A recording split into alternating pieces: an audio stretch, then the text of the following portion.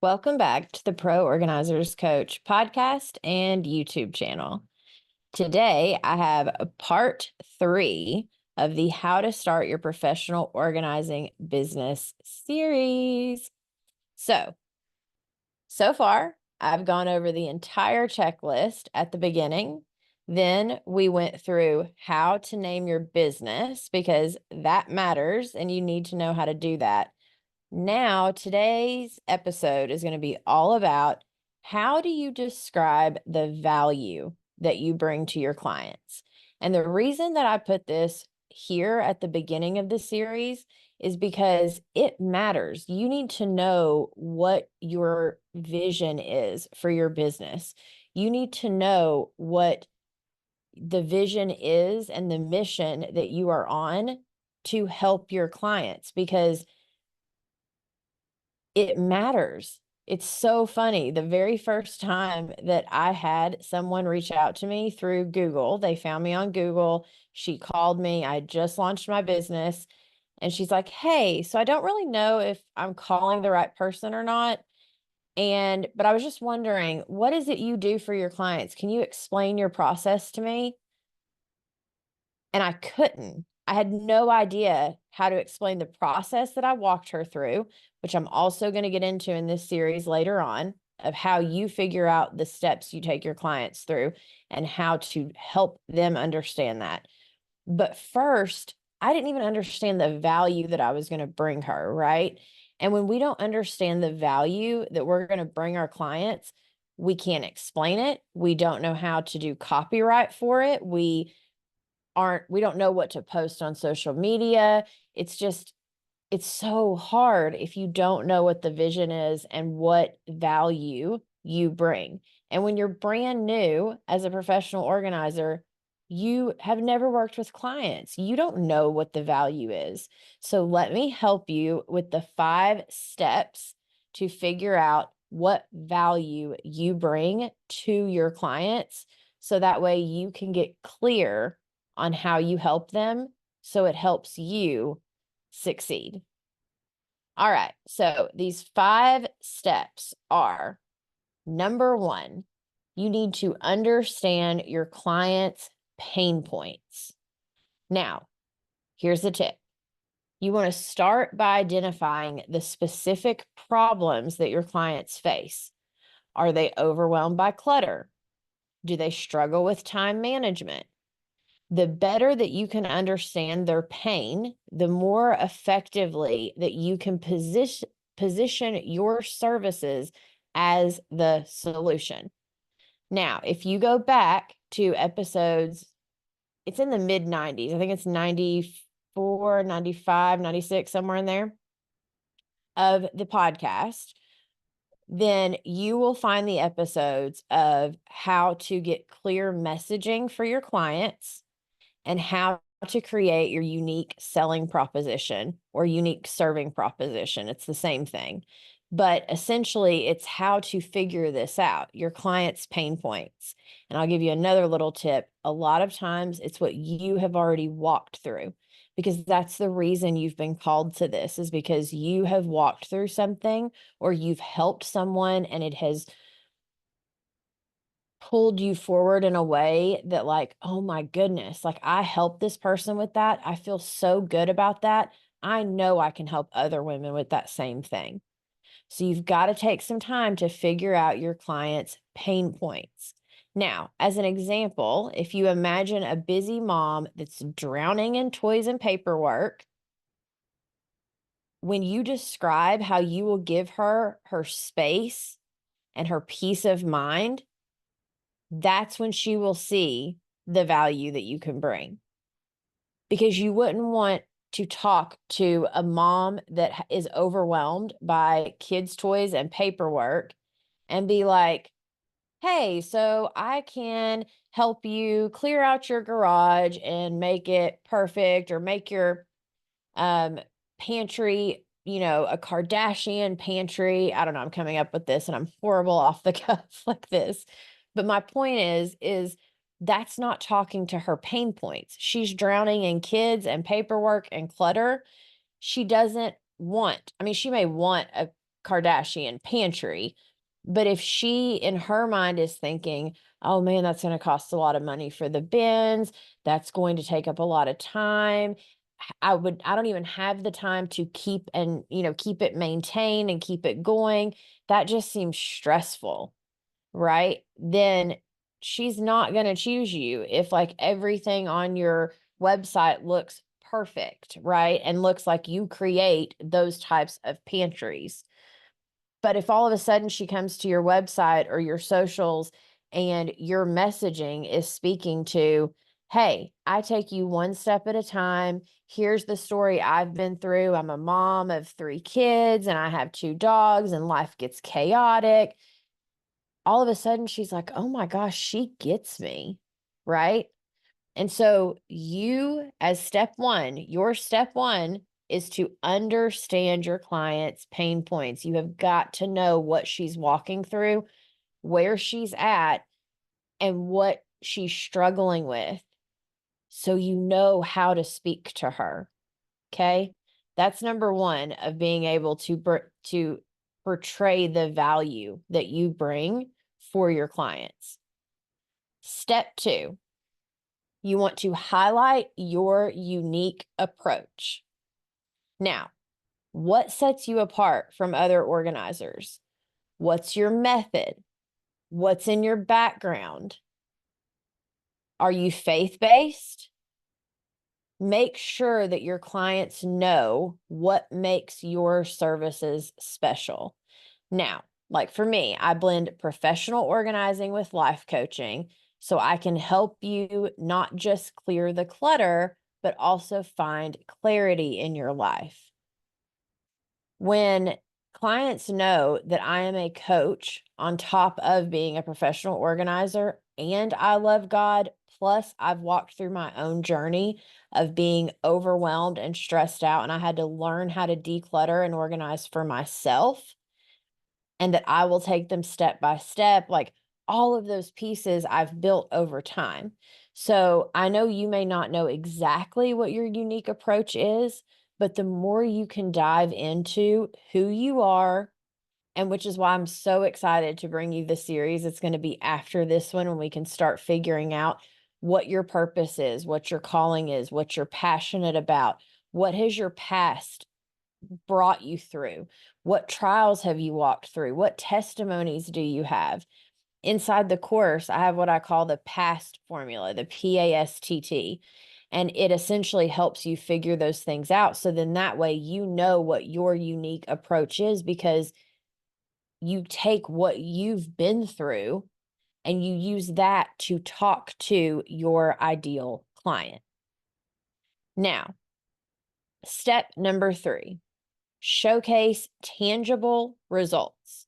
So, of course, we want to use before and afters, share testimonies to show the potential clients what they can achieve by working with us.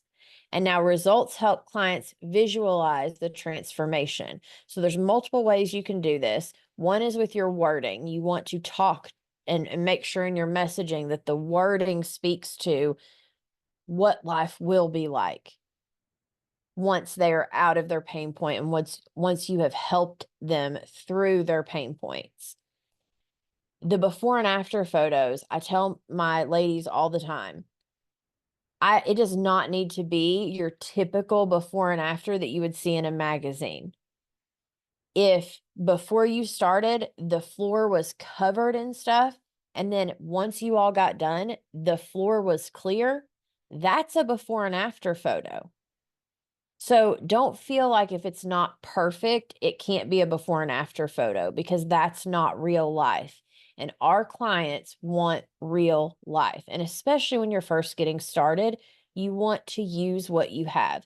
Now, if you have any friends and family that you can help with a room, do that. If you have your own areas of your own home, which is what I did, I took the areas in my home, I made sure to take before photos, and then I took after photos. Those were the ones I used in the beginning until I started working with more clients and getting more before and after photos. Then, because you have to start somewhere. So do not be too hard on yourself or think it has to be perfect, because it doesn't.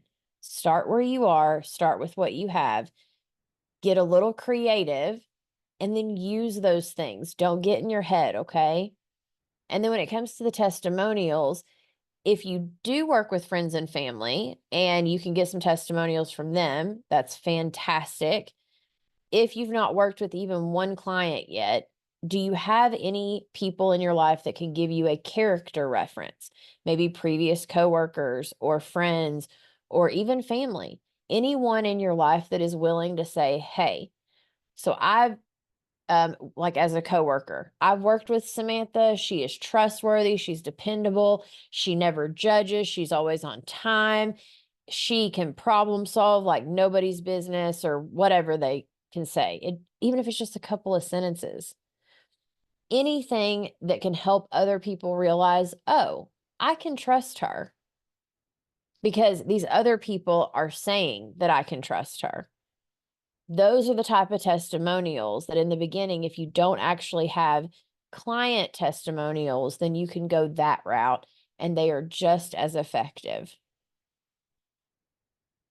All right, so that was step number 3. So far, we have step 1, understanding your client's pain points. Step 2, highlighting your unique approach. And step 3, you want to showcase the tangible results that they will get from working with you. All right, step 4, you want to communicate the emotional benefits. So people do not just buy services, they buy the feeling that comes with the services. So you want to highlight how your services will relieve stress, create a peaceful environment, save them time, save them money from buying the same products that they already own. You want to highlight how it's going to help them feel after they work with you. For example, it's not just about a tidy home. It's about the calm and the peace that you will feel every day when you pull into your driveway. All of a sudden, they're like, oh, yeah, I'm not perfect. I don't need my home to be perfect, but I would love to feel peace every day when I come home and pull into the driveway instead of what I'm feeling right now, which is stress every day when I get home because I know the house is in disarray. Right? So you want to make sure that you are conveying the emotional benefits because let's face it, we are emotional buyers. And think about all of the times that you've been like, ooh, if I buy that thing, I'm going to feel that way. Like it's going to help me feel that way. I have got to buy that thing. Right? So making sure that you're portraying the emotional benefits is just as important as the tangible stuff that you're going to create as well, if not a little bit more important than the tangible stuff. And then number 5, you want to be confident in your value. So as a new organizer, it is so easy and can be so tempting to underplay your value. You want to stand firm in the results that you will deliver. And confidence reassures your clients that they're making a worthwhile investment. And for example, even if you're just starting out, the impact you'll have on someone's life is priceless. So don't be afraid to show that you believe in your services. And this is why I know that when I went through the process that I went through in the beginning of decluttering for myself. And then all of a sudden, the weight that came off of my shoulders and how much better I felt, I was able to convey the emotional side, like in step 4. But also, I was able to be confident because I'm like, hey, I just did this for myself. I know I can do this for someone else. Now, I totally got in my head when it came to like the first few consultations, the first few sessions, all of those things, because that's normal. You're just getting started. You don't know what you don't know, which is why I created the course and the community and all of the things that I've created for you is so you can have that confidence of knowing, oh, if I get a call tomorrow for a consultation and I need to ask a question, I have a community of women that are doing this and living the life of being a professional organizer. that are there to help me. So then all of a sudden you have more confidence in your value because you're able to ask questions. You're able to get coached around things. You're able to see what other women are going through, hear the lingo, understand how, like, hear their stories of what happened with certain clients. Like, there's so many things that you'll get from being a part of the community and from taking the course. And so I have got a coupon code for you as just a thank you for being a listener. I am so appreciative to you.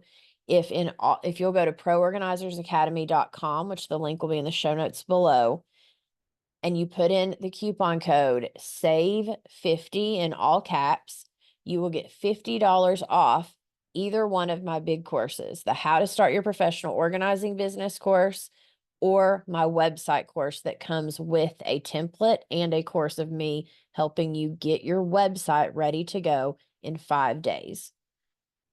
Both of those things you are more than welcome to use the code for.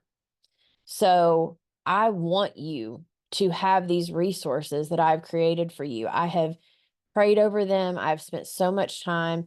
I have honestly been on this path of getting these things ready for you for well over a year at this point, plus all the stuff I've walked through. I have been where you're at. I know how you feel. And I promise you, the answer is making sure to go through the steps that I've created for you so you do have the confidence that you need when you go to a client's home. And so that way you know what to say. And if you don't, you have the answers waiting for you when you hop into the app and into the community and you ask us or you reach out to me through the messages in the app and say, Samantha, I just got my first phone call. Here's what happened. What do I need to do? I am there to help you because that is what I want for you. I want to reach you where you are. I want to help take you step by step through this process and help you understand you are not alone. All right, so let's recap the 5 steps real quick and then make sure to come back for the next episode of the How to Start Your Organizing Business series. So to recap, the 5 steps that will help you portray the value in your marketing, your messaging, when you talk to clients on the phone, when you're talking to people, wherever it is. The tips are: understand your client's pain points, highlight your unique approach, showcase tangible results, communicate the emotional benefits, and then be confident in the value that you are going to bring to their lives. I'm so proud of you for starting this business. You are doing amazing, and I will see you in the next episode.